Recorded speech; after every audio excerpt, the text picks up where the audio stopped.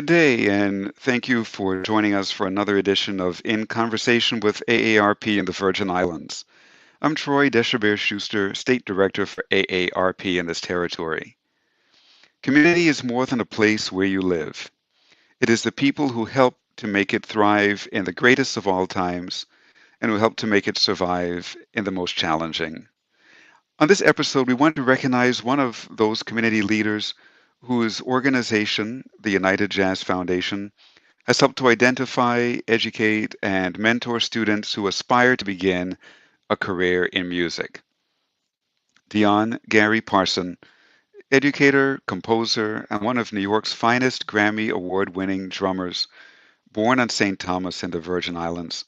So I should say that he is one of the Virgin Islands' greatest drummers. Parsons' musical foundation includes classical, reggae, calypso, jazz, African, and pop music. While his first musical instrument was the trombone at age 15, Parson discovered he had a greater interest in the drums. He received a grant from the Virgin Islands Council on the Arts to study at Interlochen Music Academy in Michigan and was later selected to represent the USVI as a drummer in the McDonald's All American High School Band. Parson later attended Rutgers University in New Jersey, where he studied percussion with Keith Copeland, Kenny Barron, William Prof. Fielder, and William Morsch. In 1990, Parson received a Bachelor of Music in Music Education and his Master's in Jazz Performance in 2012. After graduation, Parson moved to New York, where he quickly became part of the jazz scene, playing with a wide variety of artists, such as Milt Jackson, John Faddis since 1993, Diane Reeves, and Wynton Marsalis. In 1998, Parson founded the 21st Century Band, a jazz band featuring the rich musical traditions of jazz fused with the rhythms of his native U.S. Virgin Islands, for which Parson received the honor of becoming the official music ambassador of the U.S. Virgin Islands, legislated in 2014. Under Parsons' leadership, 21st Century Band paved the way for Caribbean jazz. Always passionate about giving back to his community, in 2009, Parson founded the program Mentoring Through the Arts of Music under the auspices of United Jazz Foundation, of which he is the president. The United Jazz Foundation is a nonprofit 501c3 organization that seeks to identify, educate, and mentor students who aspire to begin a career in music. In 2015, he returned home to serve as the director of music at the University of the Virgin Islands, where he currently serves as the chair of the Communication and Performing Arts Department of the same university. So we welcome Dion Parsons. Welcome, Dion.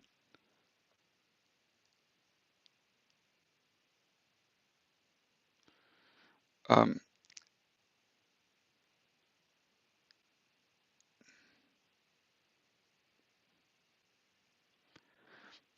Dion, I think your mic is muted, so I'm not able to Oh, mute you oh from this yes. end. It's a pleasure to be here, Troy. Thank you very much for that wonderful introduction. And it's a pleasure to be here. How are you today? I'm very well. I'm very well. Thank you for taking time out of your busy schedule to join us on this show and talk a little bit about your musical career and also more plans you have for us here in the Virgin Islands. So, starting off, tell us a little bit about the genesis of the United Jazz Foundation.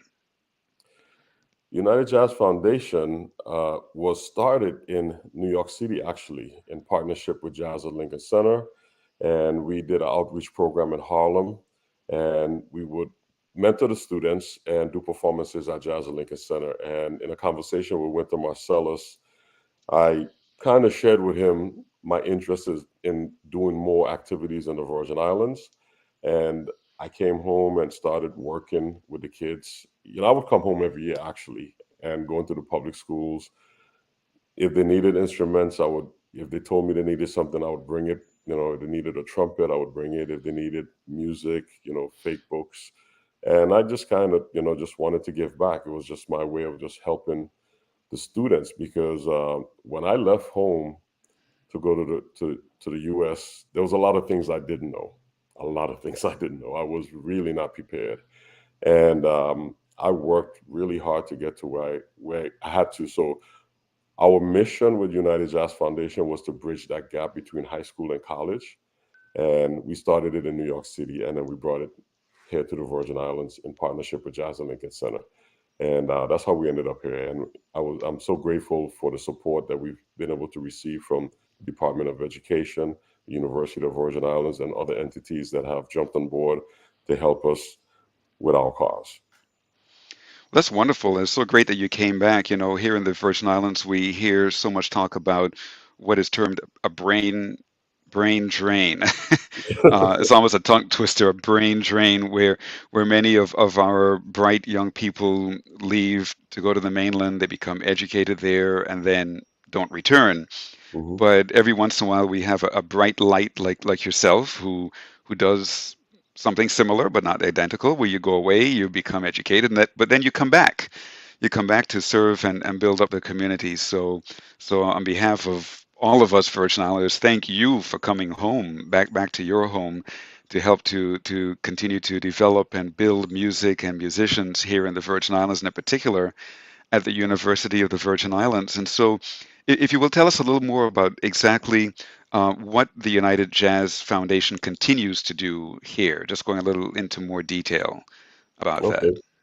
So one of our flagship programs is our VI Youth Ensemble, which is a music ensemble and mentoring program that we conduct at the University of the Virgin Islands on Saturdays. And the students have to audition to be part of that ensemble.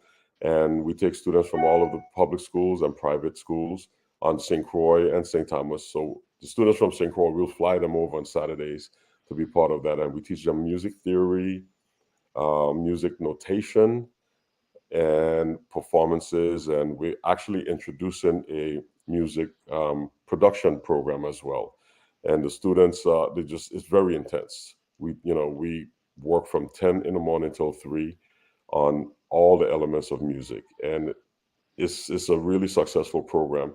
The students that come out of our program that graduate and go to college, every single student that have come out of our program has received a scholarship in college. 85% of the students have received full scholarships in college to study music. So it's a mentoring program that we're very proud of. And again, we have the support of the Department of Education. We've partnered with them. So what we do is reach out to the superintendent and the coordinator of schools, and they reach out to the music teachers, and the teachers identify the students that they think would be proficient within our program, and that's how we get our students. So it's a true partnership with the Department of Education. That's the education side. The performance side is that we do a number of community concerts. Before COVID, we were doing about 36 concerts per year on all three islands: St. Croix, St. John, St. Thomas. And we're getting ready to do a major jazz concert next weekend on St. Croix in partnership with the Department of Tourism as well. So we're bringing the performance side back, and that's one of our missions as well. So as we educate the students, we give them an opportunity to perform and present their talents to the community as well. Wonderful. Many years ago, my family, the Deshabert family, we started Jazz in Paradise. I believe that was sometime in the 1980s. That takes me back a few years, and it started off being a great success, but then it was difficult getting support to keep the jazz festival going. Is this something that you're looking forward to creating an annual ongoing jazz festival here in the Virgin Islands? Definitely. This presentation was actually sanctioned by the governor.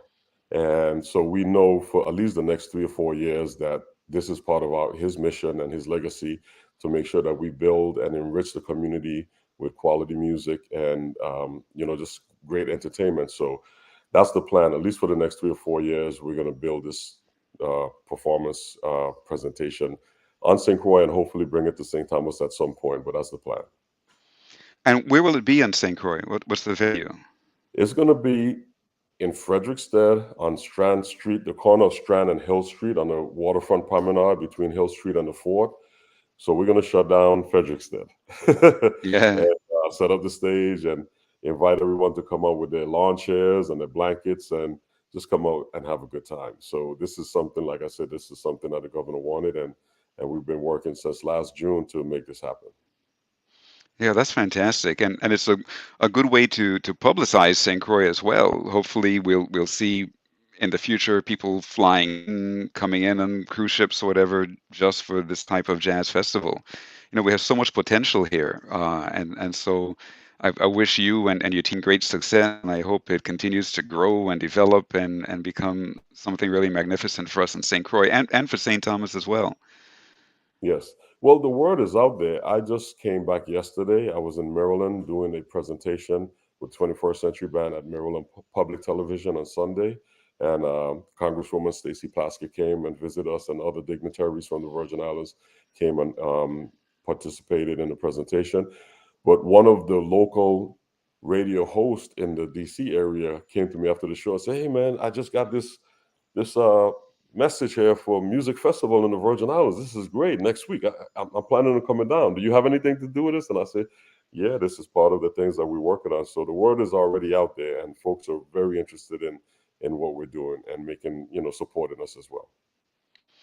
Excellent. And can you tell us a little bit about how you fuse our local rhythms with jazz? I wish we had some time to play some of your musical tracks as a sample, but if you'll just at least give us a descriptive and what inspired you to do that, and how did you bring that all together, and how was that received? Well, it's really it's a labor of love first of all, but the beautiful thing about us living in the Virgin Islands, we have a wealth of information and music to deal with, more so than other places in the world. We have all the Caribbean rhythms: calypso, soca, reggae from Jamaica. We have bomba, plena, salsa, mambo from Puerto Rico and the other Caribbean islands. We have samba and bossa nova from Brazil. These are the things that resonate in the Caribbean on a regular basis. Not so much in the States. In the States, is hip hop, pop music, R&B, disco. So we have a wealth of information musically to deal with, and if you really break it down to a science, it's really 12 notes. And how you organize those notes is what create the different genres of music. So for me, living in New York, playing jazz, working with all of the greats, and having a good time, at some point, Ron Blake and I was roommates. We were roommates for 8 years. Ruben Rogers moved to New York. Rashawn moved to, the States. He was at Berkeley College. And there was a couple of us in the States. And I said to Ron one day, I said, we have a really nice contingent of VI folks here. Let's put something together and present our cultural heritage in the form of jazz. Like, take soca and make it jazz, and improvise, and take calypso and make it jazz. Because at that time, the main thing coming from the Caribbean was Latin jazz, which was created in the 40s with Dizzy Gillespie and the Cuban percussionists.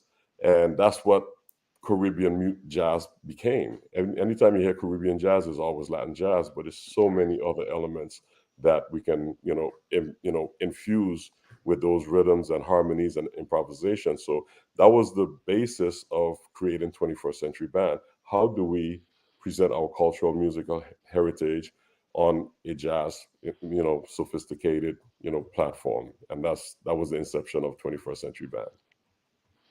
And that's fascinating.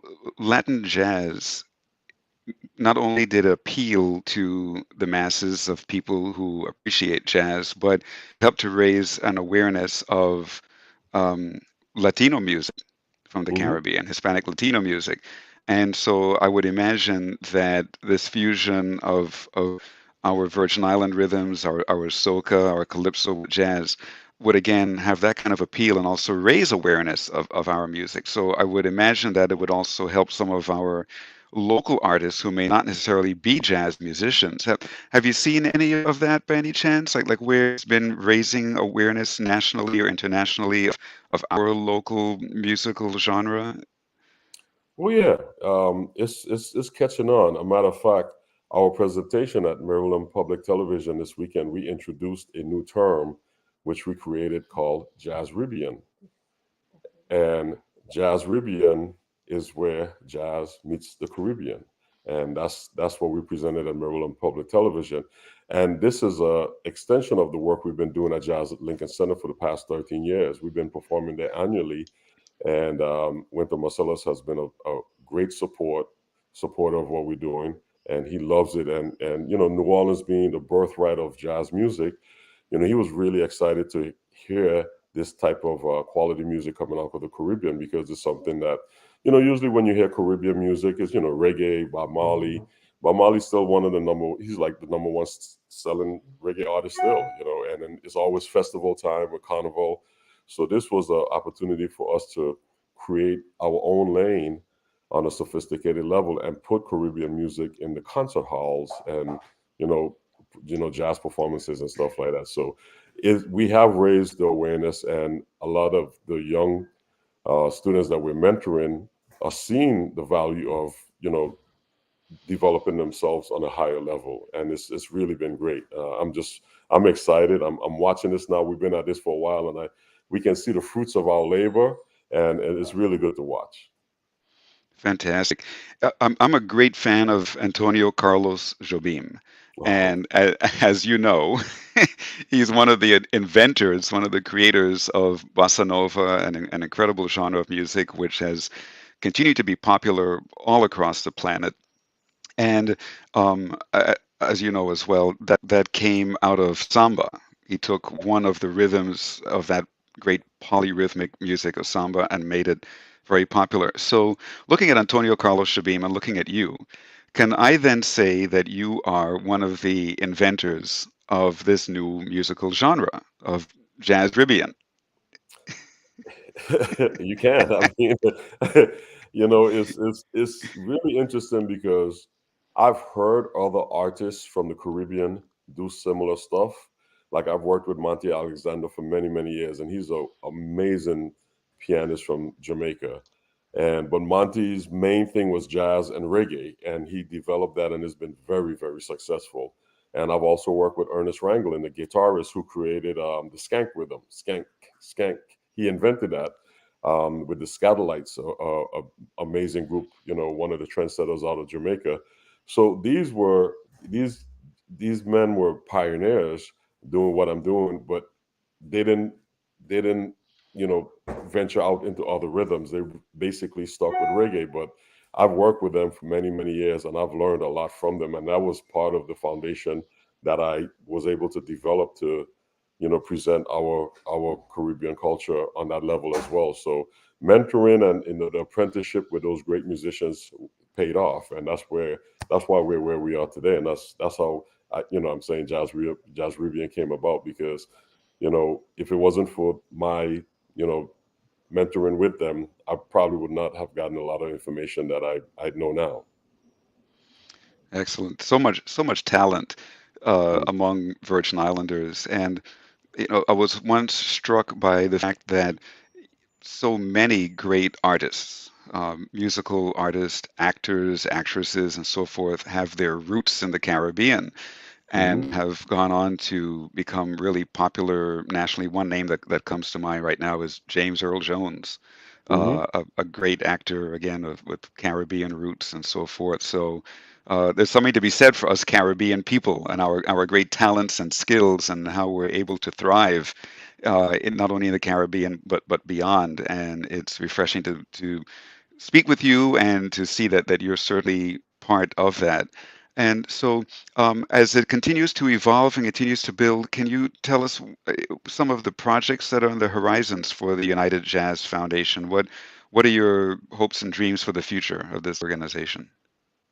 Well, we're here to serve the community. I mean, that's the main thing. I moved back home to really bring the information that I gathered over the years back to the community and help mentor the young men and women that's interested in a career in music, even if they don't pursue it, just to give them the information so they can make better choices and be prepared. So we're here to serve the community first and foremost. We're working with Tourism Commissioner Joe Bushelter to develop the Caribbean Music Festival. And we have three concerts. The first one is next Friday, February 17th in Fredericksted. And then the second one is March 25th. And that's featuring Chucho Valdez from Cuba and other folks, Terrence Blanchard and Joe Lovano. And then May 27th is the third concert. And that's going to feature all of the folks that have participated in United Jazz. So the members of 21st Century Band, Ron Blake, Victor Provost, Rashawn, unfortunately, is not able to make it, and all the band members are going to be here. And then the younger folks that we've mentored, we're putting together a 22-piece big band, and we're bringing in John Faddis as the musical director, who's amazing trumpet player and protege of Dizzy Gillespie, and I've been his drummer for over 30 years, and a wonderful vocalist by the name of Renee Marie. So that's mainly what we're working on right now, along with the youth ensemble programs, and we have other projects on the horizon as well. So we have our hands full. Great. And now, of course, everybody wants to hear you perform as well. I assume that you'll be performing through all of these concerts?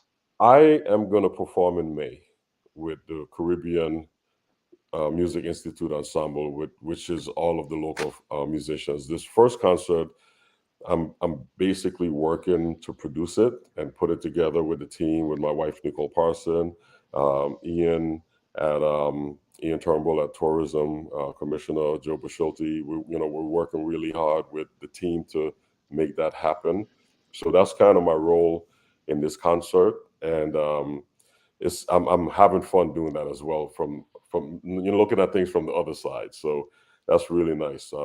So I will perform, but right the first concert, I'm really producing it. And do you perform on a regular basis anywhere here in the Virgin Islands? I do.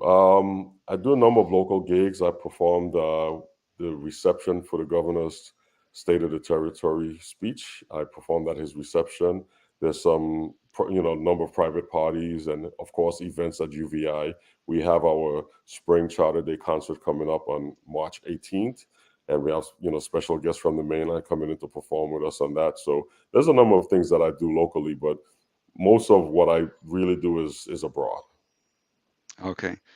And so you perform with other great artists all over the United States and in different parts of the world, I'm assuming? Yes, I do. I mentioned John Faddis Mhm. before. I have a couple performances with him this summer. Steve Teray. I have my own band, 21st Century Band, will be performing at Jazz and Lincoln Center June 2nd, 3rd, and 4th. And I'm heading to Europe after that to perform with a gentleman by the name of Samuel Blazer. During the pandemic, we did a tribute to Don Drummond, who's a trombone player, and he was one of the creators of the Scatolites. So it's a whole ska reggae concert project that I'll be on tour doing this summer. So there's a number of projects that I have going on. Fantastic. Well, we look forward to these great performances coming up here in the Virgin Islands, and again, it's a great honor to speak with you. And on behalf of AARP in the Virgin Islands, I want to thank you for taking part in today's discussion about United Jazz Foundation and details of the U.S. Virgin Islands Caribbean Music Festival. And we've been talking with our special guest, Dion Parson. So, as we're coming near to the end of our show, would you like to share any closing comments with our guests or our listeners? Well, I would like to just thank you for, having me and presenting me to the community and the general public. And again, the Caribbean Music Festival, you can go online, USVI Caribbean Music Festival Facebook site, or Caribbean Music Heritage org, and it's sponsored by the Department of Tourism and the VI Lottery. And we are very excited to just present this concert to the community, and we hope everyone in St. Croix come out and support it. And the folks in St. John and St. Thomas, get over on the boat. I know the plane tickets are sold out, so is people been calling me like, I would love to come, but I can't get a flight. So we just want to invite everyone out. So if you missed the first one, the second one is March 25th, and then the third one is May 27th. So come on out, support, and I look forward to seeing everyone there. And for young blossoming musicians here in the Virgin Islands who may want to study under your tutelage, how would they come in contact with you or have you as an instructor? If you can tell them how they would make their way to you through UVI or through whatever other venue or avenue. Right. So I'm the chair of the communication and performing arts department at UVI. So you can always reach me there. You can go online and get my information, and you can always go to unitedjazz.org and send a message there and reach out to me. So I'm really easy to find. I'm not I'm not that hard to find. So, but I really hope that the young men and women out there that's interested in pursuing a career in music, reach out because I would love to help you. Yeah, that's fantastic. We do have so much talent here, and they need good mentorship like what you can provide, so they could go on and achieve great success. So thanks again so much for coming back to the Virgin Islands, back to your home, and giving back to the community and to the young people of this territory. So again, it's been a pleasure speaking with you, and we look forward to having you on a future show, and we look forward to seeing your performances. Thank you. Take care. Great. Have a great day. You too.